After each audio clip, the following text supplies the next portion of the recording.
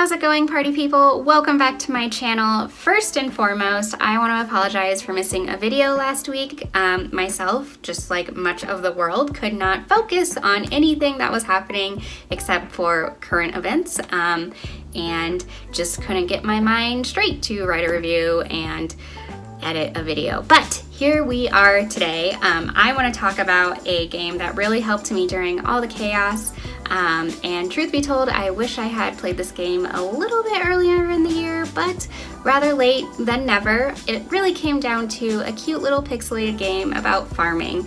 So today, let's review Stardew Valley. If you liked today's video, be sure to hit that like button. It really helps out my channel and all the videos that are in it. If you want more content from the Sailor Single Player channel, be sure to hit that subscribe button so that you are notified when new videos are posted. I think that's all the paperwork, so let's get into this review of Stardew Valley.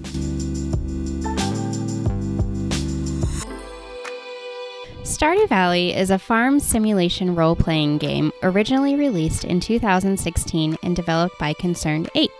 In the game, you inherit your grandfather's abandoned farm, and after some much-needed life searching and one resignation letter to your corporate job later, players work to get the farm back in working order, all while, of course, becoming acquainted with the townsfolk of Stardew Valley while diving into other activities such as fishing and crafting throughout the game. So what I think I've enjoyed most about Stardew Valley is its easy pace and multiple activities available throughout the game. In general, there's not much at stake when it comes to your farm and the amount of work you put into it. Granted, yes, when you start your farm, it is a hot mess. You might be thinking to yourself, what in the world? This is overwhelming. But once you've established your routine and you've started to clear some clutter, you'll be okay. Maybe that's something I needed while all the hubbub of the real world was going on. Just a symbolic way to clear the clutter. Once you've made a good dent and you start to see where your plots will go and farm animals and little miso rummaging through the farm grass, it's very satisfying. Some folks will say picking crops is the most satisfying thing in Stardew, but I'm sorry, I have to beg to differ. Once I was able to clear space and map out my crops, I became a happy farmer. But that's okay, to each their own.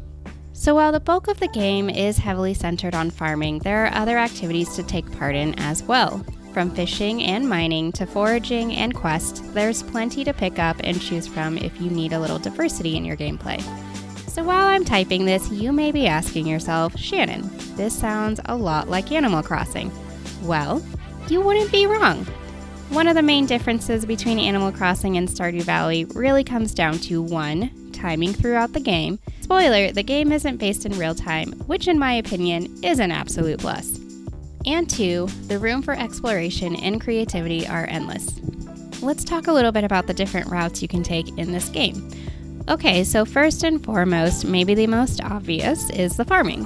While farming is a huge draw in the game, I would say one of the things that really kept things light and fresh were the transitions through each season. Each season lasts about 28 days, and during that time you'll find new crops and items to craft and harvest with each passing season. This keeps players patiently engaged as they wait for their new crops to flourish and social activities to take place. You'll find the town has also been updated with each season, making it tempting to take a light stroll throughout the valley and take in the new sights and decorations. So I mentioned a little bit earlier with each season that there are new activities. Yes, this is a little bit like Animal Crossing, but the main difference here is instead of collectible items and crafts, Stardew festivals are day-long events, and this allows you more opportunities to dive into Stardew's villagers instead of brief recycled interactions. I mean, I'm still trying to come up with the best ingredients for the mayor's stew during the summer luau, or find a sweetheart who will finally have a dance with me during the spring flower dance, but the villagers are so picky with the gifts you give them. You know, eventually I'll get there. Okay, so farming aside, you'll find that you have opportunities to take on your monster slaying skills as well in the mines. Kind of random, but it can be fun-ish. While the mines are a good area to explore and forage different ores and stones to upgrade your tools, which, by the way, become very useful when you're trying to expand your farm or use your energy efficiently throughout the day, it wasn't a huge draw for me. I found I get a bit frustrated with the monsters and my lack of defense and ability to really progress in the mines at a pace I'd like.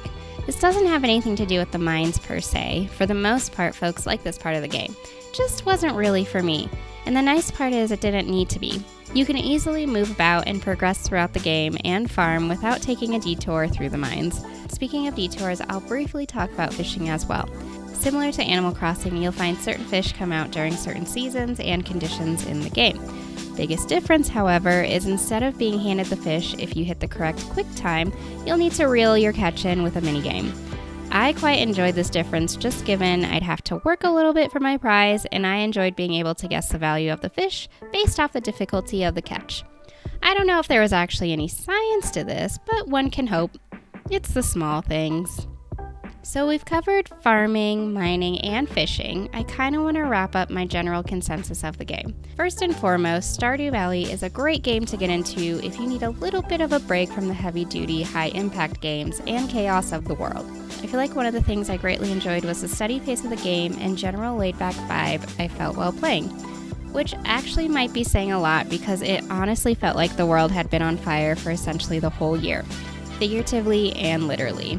I think as folks move through the rest of the year and perhaps even into the beginning stages of next year, it might be nice to pick something up that's a bit of a breath of fresh air.